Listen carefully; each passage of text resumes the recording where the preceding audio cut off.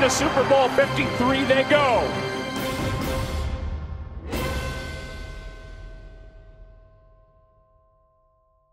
Is this everything that you thought it would be?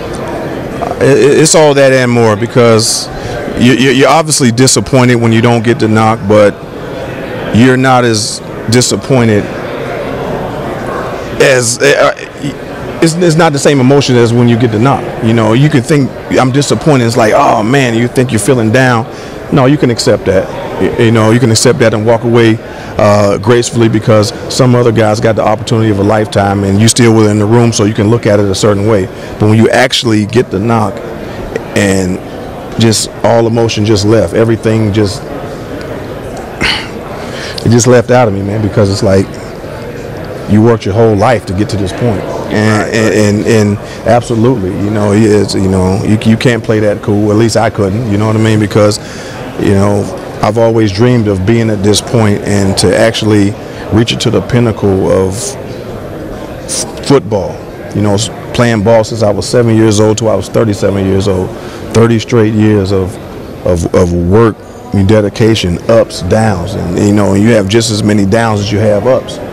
And to get here and be recognized as one of the greatest, you know, players to ever play the game and be enshrined and immortalized in the sense to where your grandkids and great grandkids that are not even here will be able to go back and say, you know, that's my grandfather, that's my great grandfather, and things like that. It means the world to me, because I was one of those kids before. I used to spend my summers with my uncle Tony Dorsett, and I used to look at his Heisman Trophy, look at his Hall of Fame bust, and he made that vision. He gave me hope. He made it a reality, saying that I can do this, to be able to actually look at it, touch it, feel it, and it means the world to me. So you know, I'm at a loss for words at how I feel, because I'm not just representing myself. I'm representing my family. I'm representing Alec Whipple. I'm representing Willie McGinnis, Teddy Bruschi, Rodney Harrison, Troy Brown, you know, Lawyer Malloy, Otis Smith, all those guys that had such an impact on me as a football player and as a champion football player, and now a Hall of Famer. You know, I want to let the world know that I would not be here without those guys, and somebody need to look at those guys and give them an opportunity to stand here as well, because this whole dynasty of the last so many years was 18 now, you know, 19 since Tom Brady's been at the helm. This is no accident. This was hard work. It was dedication. And I'm just one of the guys, not few, one of the few guys to get the benefit from it, but I think it should be more of me like this. So I feel honored, I feel humbled, but I feel better. I'm standing by myself without my guys. So I'm representing not just Todd Law, I'm representing the Patriots and all the guys, you know, before me and with me that didn't get the opportunity to do so. And, you know, and for Coach Belichick, Tom Brady to go out there and write a letter on my behalf to say how they felt about me when I've been long gone from the organization. I've been long gone from football for a long time. And for them to take out the time when they're playing in the biggest game of their lives with their team, to take that time out to do that for me, man, and it breaks you down and say, like, wow, you know, that's how they feel about me. And the only thing I can do is honor those guys and respect them by not only saying thank you, but to wear that jacket with pride and for what it is. Tom Brady wrote you a letter on your behalf. I mean, that must mean the world. Yes, that's what I was just explaining. In this, like I said, I can't wait to shake his hand. I can't wait to give him a hug. I can't wait to let him know that the feeling is mutual, but he did not have to do that because he's playing in the game. And that shows you the type of man that he is and how he feels about his teammates, the type of leader that he is, to be able to still reach back and touch somebody who's been away from him, not his teammate, for such a long time. And, you know, it's crazy. And I'm still blown away by the fact that Tom and Coach Belichick did that for me and feel that way about me, man. So, like, as soon as I get a chance, you know, I might not be able to get to them, but I will definitely be on social media or something, letting them know how that made me feel and what that means to me. So you talk about the great 2003 AFC Championship game. They kind of rewrote the rules because of the way that you guys were playing. Is that something in your legacy that you take on pride? Absolutely. You know, I guess I gotta apologize to some of the guys out there right now the way they're playing because you know it's hard, and you know I knew at that time, you know, playing against a Hall of Famer like Marvin Harrison, who was quicker and faster than I was, that I had to try to offset that somehow by being physical. And but that's also always how I played the game. You know, I was taught to play that way, and that worked to my advantage. So, you know, I probably wouldn't get no check right now too. I always say that, you know, because like the way they play today and the way I played, you know, I done gave all my money to charity. You know what I mean? Because, you know, they take it from you. But, you know, I look at it as a compliment as well. You know what I mean? Because you change the game, you know, in a certain way, because they didn't like that in this offensive game. You know, they claim people go to the games to see the touchdown. So, and you know, maybe it's not written like that, but everyone calls it the tie-law rule. I was like, hey, that's pretty cool. You know what I mean? So I take it as a compliment. Yeah, talk about being part of the cornerstone of an organization, a pillar. You talk about this dynasty and the people in the Hall of Fame.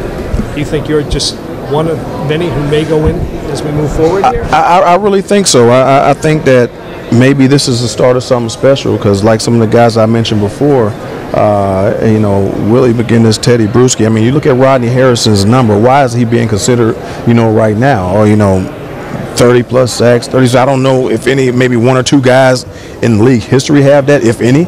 You know what I mean? And it's crazy that more guys aren't being recognized. But we have something, a good start in Richard Seymour. You know, he was in the room. You know what I mean? So when you get in the room, there's always a chance. We don't know when that's going to happen, but I think more and more people will get in. You know, I mean, you know, one of my favorite teammates, and Lawyer Malloy, is like, man, he played a long career, a very consistent career. You know what I mean? So what is the criteria?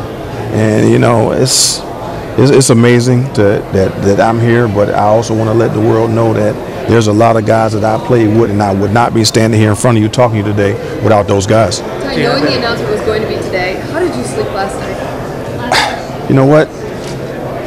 I didn't.